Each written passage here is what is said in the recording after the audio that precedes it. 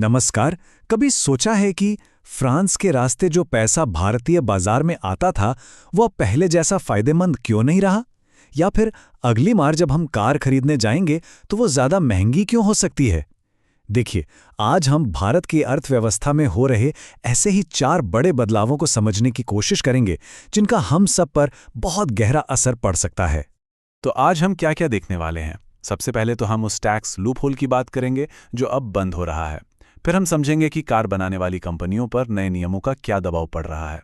इसके बाद हम जानेंगे कि हमारे एक्सपोर्टर्स 150 दिनों की एक अजीब सी घबराहट से क्यों गुजर रहे हैं। और आखिर में हम देखेंगे कि आरबीआई मार्केट को संभालने के लिए 5 ट्रिलियन रुपए जैसा बड़ा कदम क्यों उठा रहा है। तो चलिए शुरू करते हैं हमारे पहले मोर्चे से। ये जुड़ा है उस विदेशी पैसे से जो हमारे शेयर बाजार की जान है। लेकिन जिस एक खास रास्ते से ये पैसा भारत में आता था ना, सरकार अब उस पर ताला लगा रही है। आइए जरा समझते हैं कि ये पूरा मामला है क्या और ये बदलाव क्यों हो रहा है। तो ये पी नोट्स आखिर हैं क्या चीज़? समझिए, ये विदेशी इन्वेस्टर्स के लिए एक तरह का कह सकते हैं वीआईपी पास है। इसके जरिए उन्हें भारत में सेबी के साथ सीधे रजिस्टर नहीं करना पड़ता। इससे उनका बहुत सारा कागजी काम तो बचता ही है, साथ ही उनकी पहचान भी काफ़ी हद तक छुपी रहती है। तो देखिए, खेल कुछ ऐसा था। जब मॉरिशस और सिंगापुर जैसे टैक्स बचाने के रास्ते बंद हो गए तो फ्रांस निवेशकों की पसंदीदा जगह बन गया। होता यह था कि वो एक फ्रांसीसी ब्रोकर के जरिए भारत में पैसा लगाते थे और वो ब्रोकर ये ध्यान रखता था कि किसी भी एक कंपनी में उसकी हिस्सेदारी 10% से कम हो। इससे होता यह था कि जब वो शेयर बेचता था तो मुनाफे पर कोई टैक्स नहीं लगता था। एकदम परफेक्ट लूपहोल था। लेकिन अब ये खेल बदल रहा है। जो नया समझौता हुआ है उसके तहत वो 10% वाली खास छूट खत्म कर दी गई है। सीधा सीधा मतलब यह है कि अब फ्रांस के रास्ते से आने वाले हर निवेश पर कैपिटल गेन्स टैक्स लगेगा। इतना ही नहीं, डिविडेंड पर भी टैक्स बढ़ाया जा रहा है। तो कुल मिलाकर फ्रांस के रास्ते निवेश करके टैक्स बचाने वाला फायदा अब बस इतिहास बनकर रह गया है। चलिए अब बात करते हैं सड़कों पर दौड़ने वाली गाड़ियों की। भारत का जो ऑटो सेक्टर है ना, वो इस वक्त एक बड़ी मुश्किल से गुजर रहा है।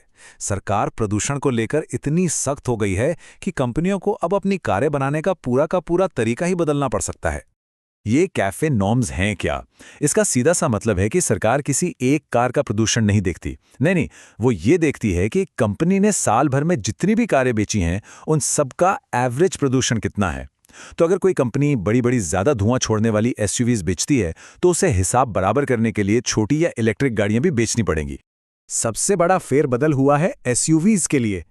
पहले क्या था कि भारी गाड़ियों को उनके वजन के वजह से प्रदूषण के नियमों में अच्छी खासी छूट मिल जाती थी, पर अब सरकार इस छूट को लगभग खत्म कर रही है। इसका सीधा मतलब यह है कि एसयूवी बनाने वाली कंपनियों को अब या तो महंगी हाइब्रिड और इलेक्ट्रिक टेक्नोलॉजी अपनानी होगी या फिर भारी जुर्माना भरने के लिए तैयार रहना होगा। तो यहां एक तरह से दोहरी मार पड़ रही है। एक तरफ तो बड़ी एसयूवीज पर नकेल कसी जा रही है और दूसरी तरफ जो छोटी एंट्री लेवल कारें थीं जिन्हें डेरोगेशन नाम की एक खास छूट मिलती थी, वो भी अब खत्म की जा रही है। इसका सीधा असर क्या होगा? यही कि कंपनियों को अपनी हर तरह की कार में महंगी टेक्नोलॉजी लगानी पड़ेगी और इसका बोझ आखिरकार हम सबकी जेब पर ही पड़ेगा। चलिए आप चलते हैं हमारे तीसरे मोर्चे पर, जो सीधे सीधे भारत के एक्सपोर्टर्स से जुड़ा हुआ है। अमेरिका की ट्रेड पॉलिसी में अचानक एक ऐसा बदलाव आया जिसने दुनिया भर के बाजारों में और खास तौर पर भारत में एक अजीब सी खलबली मचा दी है।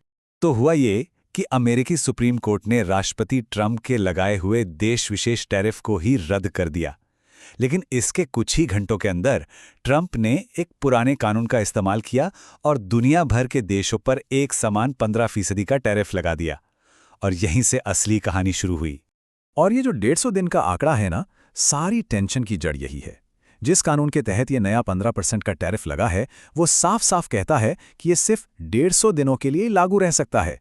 बस इसी डेडलाइन की वजह से हमारे एक्सपोर्टर्स एक तरह से समय के खिलाफ दौड़ लगा रहे हैं। जैसा कि एक्सपर्ट पंकज चड्ढा बता रहे हैं, असल समस्या 15% की दर नहीं है। असली समस्या ये है कि अब भारत का वो खास फायदा खत्म हो गया है। देखिए, पहले भारत के टैरिफ वियतनाम या चीन से अलग होते थे, जिससे हमें बाजार में एक बढ़त मिलती थी। लेकिन अब जब सब पर एक समान 15% का टैरिफ लग रहा है तो वो बढ़त भी चली गई है।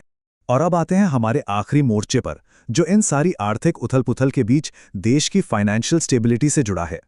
सरकार को बहुत बड़ी मात्रा में उधार चाहिए और इस जरूरत को पूरा करने के लिए भारतीय रिजर्व बैंक एक बहुत बड़ा कदम उठा रहा है। जरा इस नंबर को देखिए, 40 लाख करोड़ रुपए। अगले साल सरकार और बड़ी कंपनियों को इतना पैसा बाजार से उधार लेना है। लेकिन मुश्किल ये है कि बाजार में इतने खरीदार ही नहीं हैं जो इतने सारे बॉन्ड खरीद सकें। और यहीं पर एंट्री होती है आरबीआई की। आरबीआई एक खास तरीका अपनाएगा जिसे कहते हैं ओपन मार्केट ऑपरेशंस या ओएमओस। ये एक तरह का सौदा है जिसमें आरबीआई बैंकों से उनके सरकारी बॉन्ड खरीद लेता है और बदले में उन्हें गर्मा-गर्म कैश देता है। इससे बाजार में पैसा भी आ जाता है और बॉन्ड की मांग भी बनी रहती है। तो प्रक्रिया कुछ ऐसी है। जब बाजार में बॉन्ड के खरीदार कम पड़ जाते हैं तो आरबीआई खुद सबसे बड़ा खरीदार बनकर सामने आता है। वो बैंकों से लगभग 5 लाख करोड़ रुपए के बॉन्ड खरीदेगा, जिससे बैंकों के पास ताज़ा कैश आ जाएगा और पूरा फाइनेंशियल सिस्टम स्थिर रहेगा। अगर आरबीआई ये ना करे तो देश में ब्याज दरें आसमान छू सकती हैं। आरबीआई के इस बहुत बड़े कदम के पीछे 3 बड़े मकसद हैं। पहला, उधार लेने की लागत को बढ़ने से रोकना। दूसरा, ये पक्का करना कि जब आरबीआई ब्याज दरें घटाएं तो बैंक उसका फायदा आम लोगों तक लोन के जरिए पहुंचाएं।